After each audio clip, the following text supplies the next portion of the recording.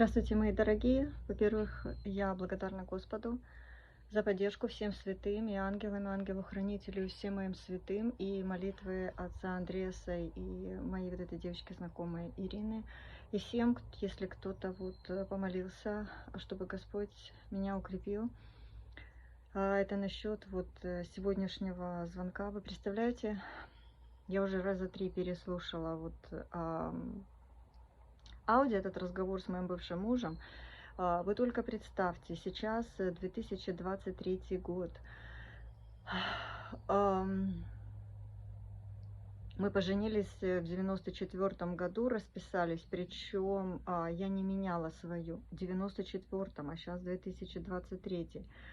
Мне было 25 лет, а сейчас мне 54. Практически 30 лет назад мы расписались, но я сказала, что это отец будет моему ребенку. И изменила фамилию его с Павлова Артура Ивановича на Мажугу Артура Александровича. Значит, мы развелись официально в 2000 году. Дело в том, что я здесь затрагивала в том видео, в разговоре с моим бывшим мужем, я затронула Смирнова. Смирнов появился в 2000 году. Если в 98-м возникла угроза, это Артурчик уже было 6 лет, возникла угроза, что моя психически ненормальная мать угрожала рассказать, что Саша не биологический отец, и мы решили уезжать. Я не успела подтвердить, он повесил трубку, он оборвал разговор. Я с ним разговаривала в последний раз в 2016-м, ровно 5 минут он мне дал, потом он оборвал телефон. Я позвонила, и это 2016 последний раз, потом он вообще не шел на контакт вообще. В 2016-м, когда умерла его мать, и он ответил на звонок, я выразила соболезнование и предложила ему выслать $200.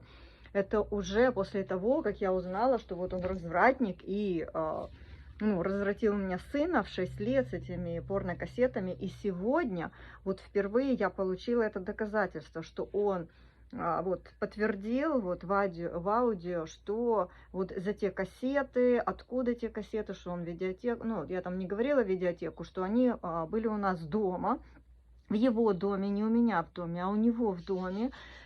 И что у нас не было видеомагнитофона, но когда я уезжала, то есть когда я была с сыном, я постоянно за ним следила, все, и я его вообще не отпускала никогда. А когда я уехала в Аргентину, не успела я сказать за $3000, что я подписала пустые бланки, и что я не могла вернуться в Одессу, что с 98-го года я себе отрезала пути, когда я подписала его друзьям на те $3000. Не сказала это. Ну, сказала за порнокассеты, за разврат, за Громова, который у меня украл $3500, кинул меня на эту сумму за Громова мать, сказала, его вообще не удивило ничего, что мне мать не родная и так далее. Не выразил он желание возвращать квартиру. Так, что я не сказала? Я не сказала за поездку в Японию, но это тоже отдельно, потому что он там сказал, что он меня любил. А я только сказала, если ты меня любил, почему никогда не говорил? И почему никогда кольца не купил? И он говорил, что типа денег у него не было. Смотрите, поездка в Японию потом была, хорошо, денег не было. Деньги, я там объяснила, что мы жили за счет моей квартиры за $200. У мужика не было денег. Представляете, на кольцо не было денег. Ну тогда не женись, вот что я вам скажу. Он меня старше на 7 лет был. Вообще, ему 30-ка уже была. Вы представляете, мы прожили 5 лет. Мы на него потратили $200 на... Это тоже я еще не сказала. Мы ему потратили $200, чтобы купить ему диплом, чтобы он шел плавать. Так он бы мне мог кольцо купить на те деньги. И он отказался. Он тут диплом выкинул, морской, чтобы там идти плавать. Так нет, вместо этого он меня послал танцевать топлес в Японию. И я там месяц в Москве просидела и сбежала. И он был очень-очень недоволен, что я не сбежала и не захотела вот ехать и, значит, показывать топлес, танцевать в ночных клубах на год в Японии. Это я еще не сказала. А потом же вот моя мать возникла, когда уже 6 лет, так у нее бзык начался, что давай расскажем про Гену. Вот ей захотелось вдруг влезть в дела нашего сына, тогда моего сына вообще, моего сына. Вот, и я тогда ж Саша привел своих друзей, 3 друзей, и я подписала те документы. Теперь из Аргентины с 98-го года я просто для меня приезжать в Одессу и жить. Ладно, если там проведать, знаете, и раз, и умотать куда-то. А если жить, так могли бы заявиться соответственные службы, что я подписала вместо главного бухгалтера. Вы представляете, мне было жить в Украине, когда вот я в 2004 вернулась, чтобы спрятать Артура, потому что вот из того полицейского аргентинца, когда я поняла, что тот аргентинец полицейский аргентинец, аргентинский полицейский, совсем непростая штучка, и он не просто так с нами жил. И тоже, опять же, там же эти порнокассеты, которые он хранил у нас в доме, и он приносил эти вот, он купил и телевизор, и он купил видеомагнитофон. Теперь смотрите, я ставила видео, когда вот он ушел, и я с Артуром, значит, стала беседовать, и вот он мне сам сказал: Артурчик, типа, ты сама вот это делаешь, а что ты от меня хочешь? Я говорю: когда я делаю? И он говорит: он у тебя в сумке. Я говорю: как ты увидела? Он уже под замком. Он говорит: типа, что проблема? Тут вот замок, и он мне тогда показал, как он там чемодан вскрывает замок. Это вообще элементарно для ребенка моего. Он у меня такой вот пинкертон. И я ставила там 2 видео. Одно видео я ставила, там 7000 было просмотров про Кама-сутру, вот что я у матери нашла про Кама-сутру, а вторая часть, как я точно, вот такая ситуация, только уже в Аргентине как-то случилось, той порнокассеты. А за первые я еще тогда не знала за Сашина, что Артур нашел. Это он мне позже, это он мне в 2004 признается. В 2004, когда Саша начнет приходить, как бы воскресный папа, и Артурчик тогда начнет вот мне рассказывать. Вот. Теперь смотрите. Так, я не сказала вот, что он привел своих друзей насчет уезжать в Аргентину. Я не сказала, что из-за чего мы хотели с ними мигрировать, и что он пообещал: нет, ты мне доверься, у меня, сколько у него там, 2 квартиры, и что мне твоя квартира не нужна. Еще у него папина квартира была. Вот это я еще не сказала. Ну, я с ним, вот в 2016 5 минут он мне выделил, когда я выразила эти соболезнования.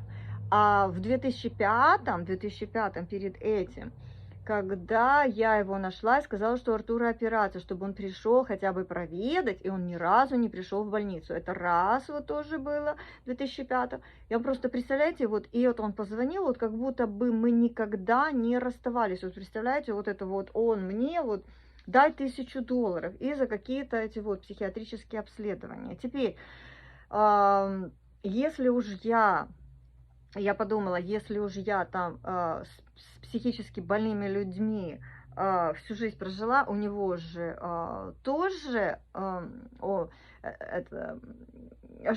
шизофрения официальная, но он мне сказал, вот когда мы уже жили, он же мне не сразу рассказал, что, знаешь, вот ты будешь жить с шизофреником, я шизофреник. Я вообще с ним познакомилась, вот я подтвердила, что в 20 лет, потом они виделись 3,5 года, потом случайно встретились в троллейбусе, я еще не знала ни за какую шизофрению.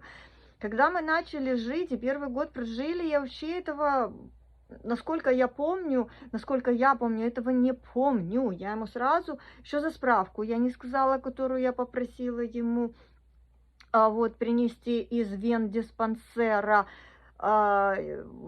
только вот, ну, там, чтобы иметь какие-то взрослые отношения, вот, и чтобы доверить ему, чтобы он хотя бы взял ребенка. Это вообще я даже не думала с ним жить. Это просто вот когда там он предложил встречаться, вот. Потому что я сказала, если ты хочешь встречаться, даже там целоваться, это вот, ну я просто говорила, встречаться или какие-то там взрослые отношения иметь, справку вот. За эту справку не сказала, мне еще не сказала я за Японию, за почему мы в Аргентину, сказала за Христова.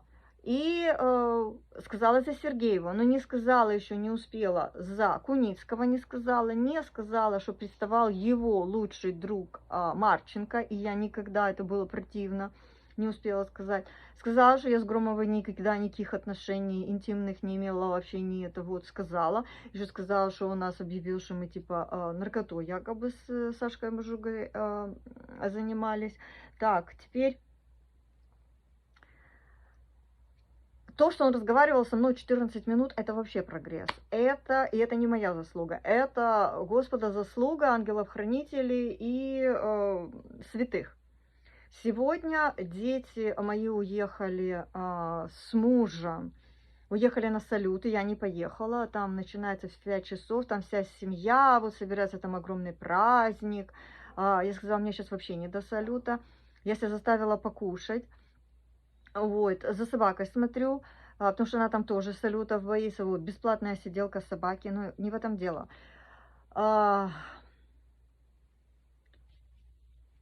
Знаете, хочется сказать, лед тронулся, и это не моя заслуга, не моя заслуга. С этим вот отношения с мужем.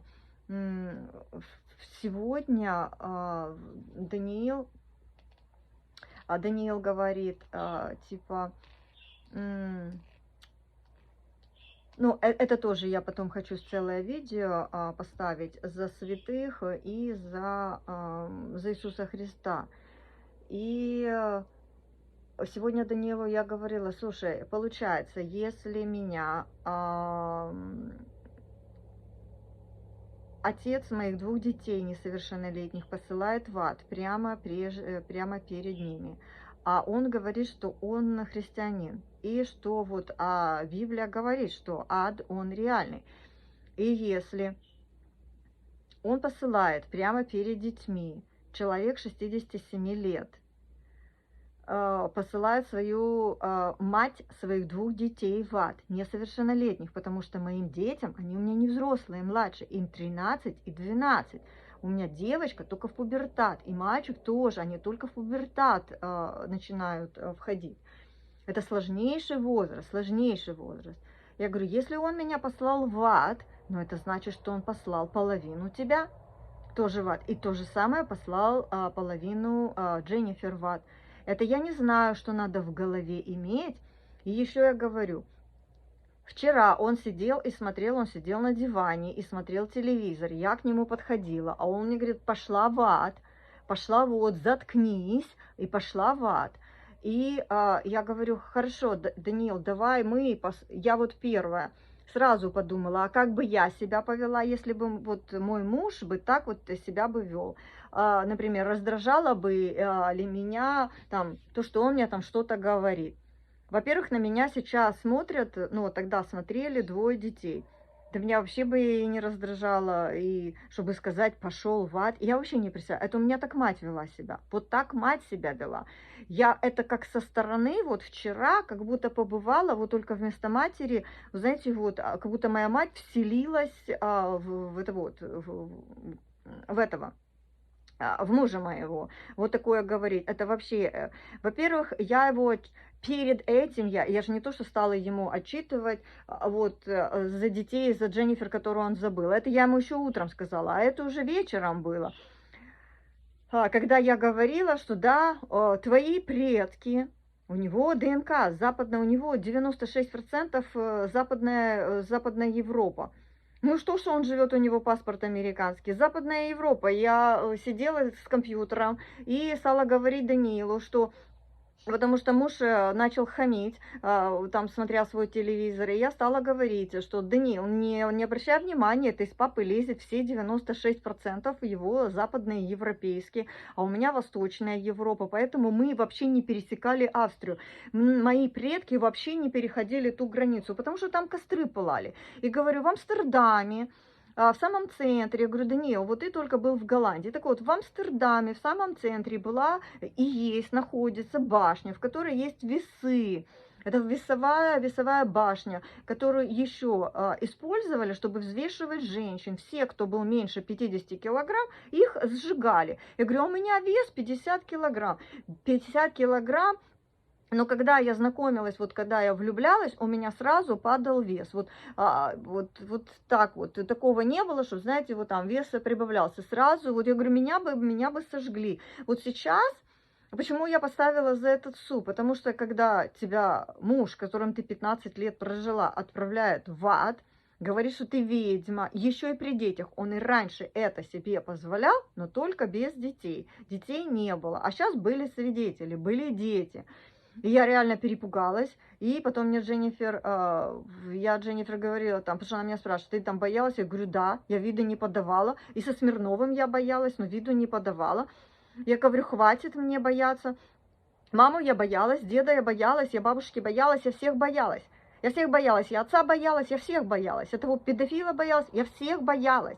Потом получилось, я Генки боялась, потому что он Сашку избил, а Сашка от меня отказался. Потом я Сашку боялась, потому что Смирнов сказал, что он педофил. Вот. И потом вот этот полицейский, который по телефону мне угрожал.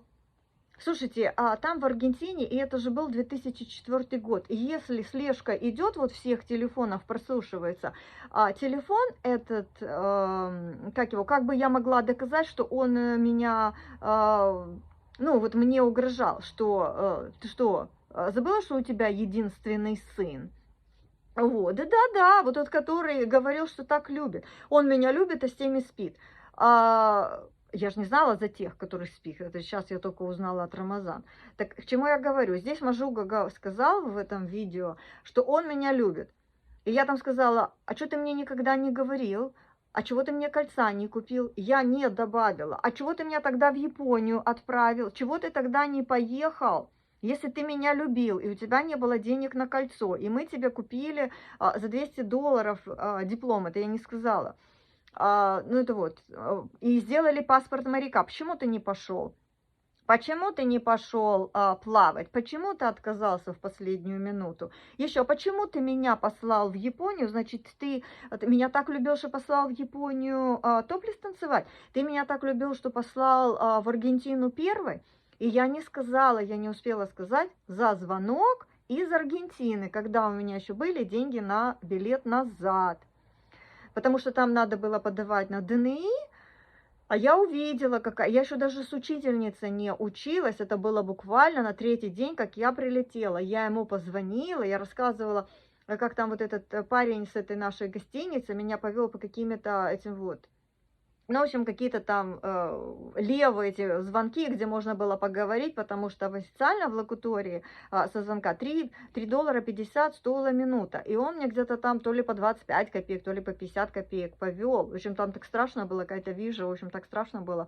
Какие-то иммигранты, вообще, там ужас был.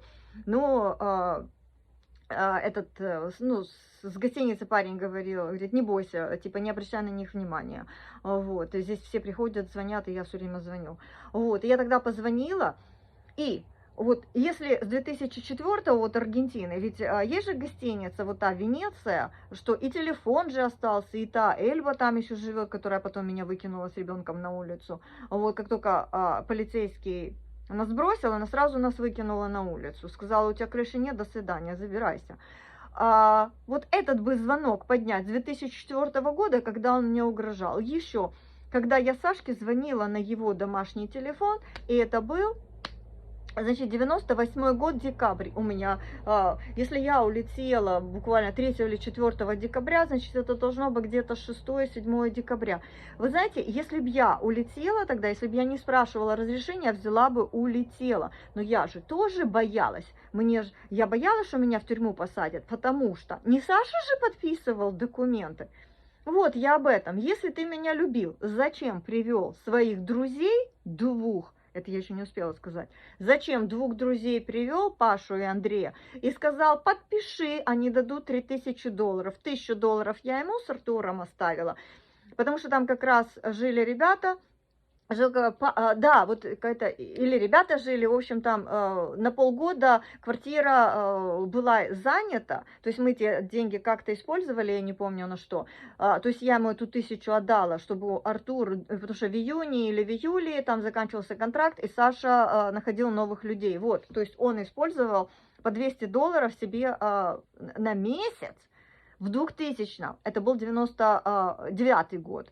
99-й год, в 99-м году в Одессе по $200 с ребенком, только смотреть за ним, только смотреть, а он не смотрел, он не смотрел, он забрал его из сада, это я тоже не сказала, он забрал его из художки, он его оставлял самого, что Артур сам нашел вот те вот порно-кассеты у него, а у нас не было видеомагнитофона, и Артурчик нашел какого-то друга, там он нашел друзей, он мальчик очень общительный. И это вот они смотрели с 6 лет. Так это Саша, получается, развратил не только 6-летнего Артура, и еще второго того мальчика. Порно эти все кассеты. Вот так вот. Вот оно развращение. А теперь на все это Саша говорил, что у всех какие-то там недостатки. А это не недостатки. Сегодня Даниил говорит, мама, а что, допустим, там Бога нет? Я говорю, смотри, если Бога нет, тогда я ничего не теряю, потому что, смотри, я говорю, тогда моя совесть чиста, я ничего не теряю, потому что мне так моя совесть говорит, вот я делаю то, что мне моя совесть говорит, то, что мне моя индивидуальность говорит, а это то же самое, что Бог или что душа. Вот, и у меня нету здесь на земле хозяина, потому что хозяина нету, потому что я вообще не обязана слушать своего мужа, который мне даже не муж, по этим вот, он вообще женат на другой женщине. И есть сайты, мне вчера дочь показала. Вот скажите, что Господь велик, это все слава Господа. Дочь мне показала, что есть сайты, и там, значит, если набираешь по фамилии, в общем, если моего мужа набрать, то там выхожу я, жена, и выходит вторая, вот это вот первая жена, потом еще Мишель выходит, это все жены, все получается жены. Все получается жены, вот такой вот, и... Вот сейчас вот вся семейка там вот собирается, они себе будут отмечать. Они понятия не имеют, у кого, вот у их вот дяди, вот у этого Стива Мартеля, сколько там вообще было жен, официальных, их вообще, знаете, вот, они себе вообще в своем мире, в котором они считают, что ни ада, ни рая нету. Вот как живется, так живется. Поэтому я Даниилу сказала, Даниил, смотри, моя совесть, вот вчера был у меня как бы вот как испытание. Меня отец моих 2 младших детей назвал ведьмой, сказал, заткнись прямо перед детьми и послал в ад. Могла ли я это? Вот, понаблюдаем, посмотрим, как я отреагировала. Я не рыдала, я психом себя не показала. Я не рыдала, я сказала, ты мне не хозяин, с какой-то стати ты меня в ад посылаешь. Теперь я говорю... Показывает это показатель, что он абсолютно не понимает, что перед ним находятся дети несовершеннолетние, абсолютно, потому что он матерился, и он выражался, и он мать их за то, что она, вот он мне приказывал, отойди отсюда. Я так стояла, смотрела, и говорю, а что это я должна отходить? Я его не прикасалась, и нет, вот, а если у меня дети, когда вот я была беременная, например, с Дженнифер, и у меня Даниил вот бегает туда-сюда, и вот, а я ему пошел вон, пошел в ад. Вот представляете, что это? Вот перед детьми. Или когда вот у меня, допустим, один там, что-то мне не нравится, и вот у меня дети бегают, и я бы там тому говорила, тот пошел в ад, тот пошел сюда. Это вообще, представляете, это еще неадекватная мама, так я ему говорю. Я вчера его называла псайка. Я говорю, да ты псайка. Я говорю, ты псих. Если раньше я говорила, что у него проблема, что мое мнение, я не психиатр, но у моего мужа эти вот проблемы в каких? Агрессивности. Агрессивности. Я в школе работала здесь. Я в школе работала и с психами,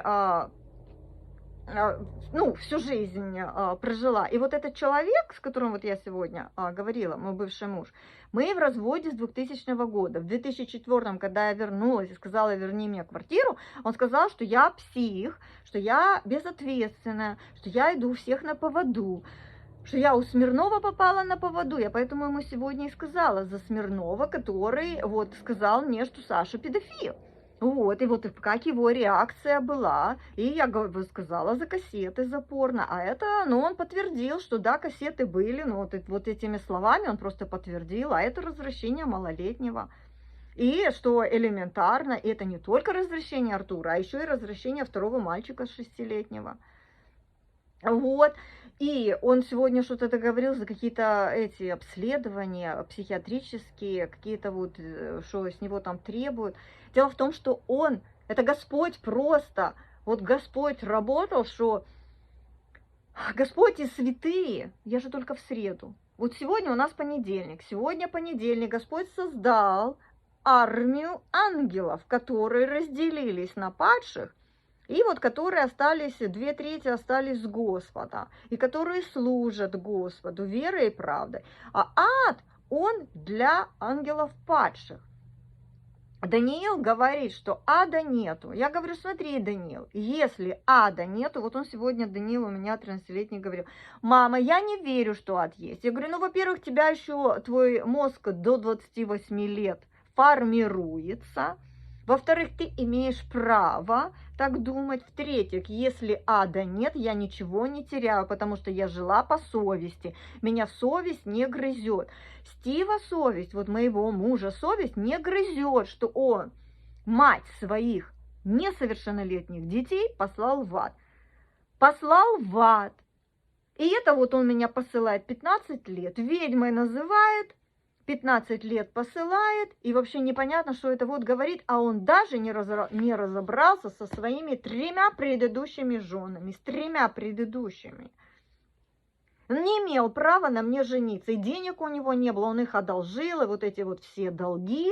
И вчера он сказал фразу, все, это последняя ночь, что, значит, я сегодня здесь буду ночевать. И самое главное, это даже не то, что там, вот не это было главное. Для меня было главное другое. Мне плевать, он сказал, сколько я денег вбахаю, вот. Но это же, это наши деньги, это мы же можем завтра, вот, Господь нас заберет, и все. Это же деньги наших детей. Это деньги, которые собраны, ради которых, вот ради этих денег, чтобы детям было на образование, на что-то. Я голодала, я себе ничего не покупала, я себе ни кофе не покупала, я ничего, то есть я содержала.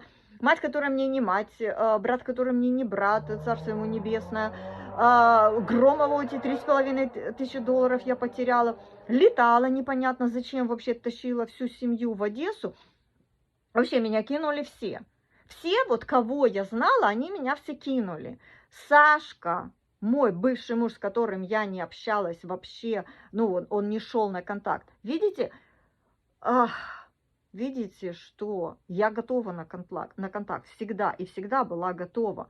Это он не шел на контакт вообще. В 2004 году, когда еще его, эта сожительница Алена была жива, он же меня выгнал, и он кричал на нее так, что она сейчас мертвая, она умерла. Смотрите, сколько там смертей, а сколько у Генки смертей.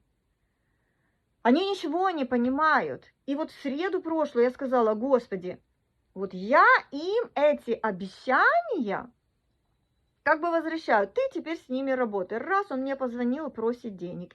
И вот он мне просит денег, а я ему, ты знаешь, что я вот в таких проблемах. Он меня просит денег, а я ему опять, и опять, и опять. И вот не договорила. Но, ребята, Господь, Он жив. Он жив. Христос Анести, Алисос Анести. Это на греческом. Да, конечно, мне бы хотелось поехать на вот это вот, на веселье.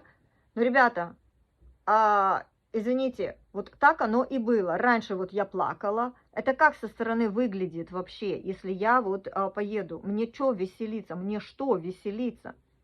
Мне что веселиться? И сидеть горевать я тоже не буду. Я сегодня прослушала про Гоголя, я сегодня смотрела несколько сайтов, я сегодня вот, я молилась, я вот сейчас поблагодарила Господа, 40 земных поклонов. Я так благодарна Господу, что Он меня поддержал, и всех людей, которые вот помолились за меня. Потому что я передавала, когда и солнце вышло, и отец Андрей мне как раз сообщение вот передал, что тоже вот молится, чтобы Господь меня укрепил. И я тоже не хочу, вот не хочу заранее, потому что заранее на тот свет, я имею в виду, переходить, как вот перешел Гоголь. И смотрите, Святая Барбара, очень вам советую найти ее экафист, найти ее икону. Все, кто вот молятся, Святая Барбара, вот та вот Санта-Барбара, вот та вот она, Святая Барбара, вот та, которая с чашей, она помогает, чтобы не уйти преждевременно, чтобы не уйти не своей смертью, чтобы не уйти неподготовлен. Кстати, Гоголь, он причастился и соборовался. Он причастился и соборовался. Я еще не дошла на покаяние. Вот. Я это специально, ну вот не специально, я это говорю, делюсь с вами, что если это поможет, я буду очень рада, чтобы вы не отчаивались. Только в среду, только на прошлой неделе. Это, представляете, это все годы тянулось, десятилетия, 23 года. Я развелась 23 года назад, и он мне передал квартиру, не передал. И я ему здесь сказала, что в 2019 году еще Артур не принимал американское гражданство в надежде, что ты вернешь квартиру. Он такой, да, он сказал это, да, типа я обещал, он подтвердил, что он обещал. Но он начал говорить про какие-то секты. Я просто к тому, что дай Бог, пусть Господь. Знаете, я не командую Господу, никогда звонить, ни что звонить. Вот я просто делюсь, что Господь, Он реальный, все святые реальные, очищайтесь, кайтесь и очищайте вот пути, чтобы Господь-то его тоже хочет спасти. Господь-то его тоже хочет спасти. Его даже не удивило, вот там, ни про ДНК, ни про проблемы, ни это вот. Но зато он очень четко сказал, я хотел вернуть.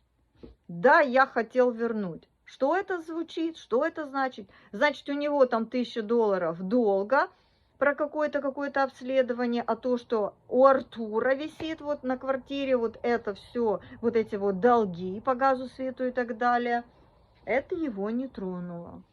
Не тронуло. Но у Господа Бога свои пути.